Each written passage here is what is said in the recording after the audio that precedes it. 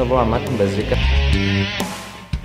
Sme teraz na našom cvičisku tu v Pachforte, to v Rakúsku, kde je veľký poligón, kde je veľa špeciálnych klzných ploch, kde sa trénuje rôzne manévrovanie s autom. Najprv som teda začal v pretekárskej školy, kde sme sa učili správne jazdiť, rýchle jazdiť, stopu v zákrutách a tak ďalej, takže som sa postupne k tomuto takto prepracovával. No potom som zistil, že už môj vek asi na pretekára není, takže sa mi páčila práca inštruktora, takže som začal chodiť do Nemecka, do Rakúska na školenie. Som si splnil taký sen, že som stále blízko svojich aut a náplní a proste baví ma to. Takže robím to už nejakým 8 rokom, takže už som v tom dlho.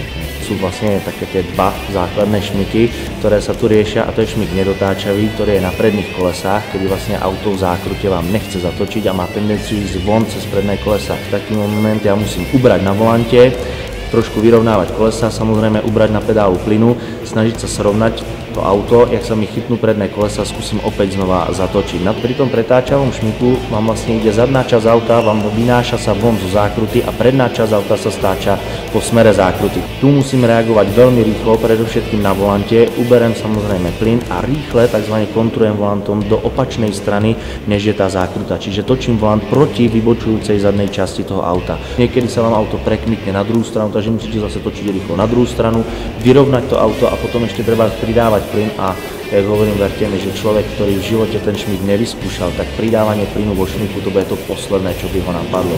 Tu na tých našich cvičiskách chceme týchto ľudí to naučiť, takže je lepšie si to vyskúšať tu na cvičnej ploche, kde je dostatok únikovej zóny, než niekde na parkovisku alebo ešte niekde horšie, niekde v lese. Zatočí si doľava, doprava, ale nepúšťajte volant. Ľavú ruku dávam sem na stred volantu, no na stred, točím doľava a pravú ruku pomaly presúvam do tejto pozície, sem. Mám znova 3/4 na 3, ale už mám vytočené kolesa. Mám priestor a môžem si ešte viac pritočiť, aniž by som si krížil ruky. Takto prejdem celý kruháč, kol dokola, aniž by som si krížil ruky.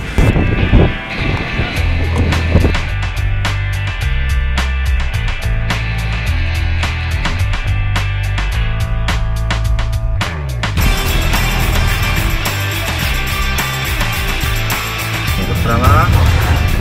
Doľava plyn. Bez plyn doprava. Stačí doprava. Doľava plyn.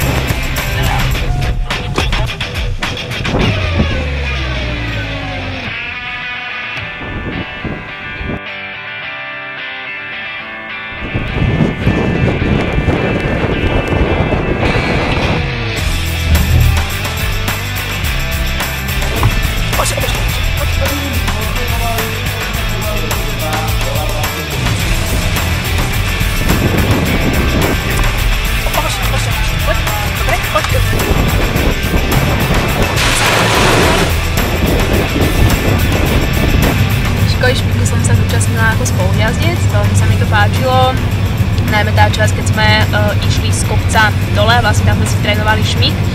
Možno sa to zdá byť na prvý pohľad jednoduché, ale naozaj tento kurz nie je až taký jednoduchý a určite by som to odporúčala každému, kto má vodičský preukaz, aby si zdokonalil svoje schopnosti.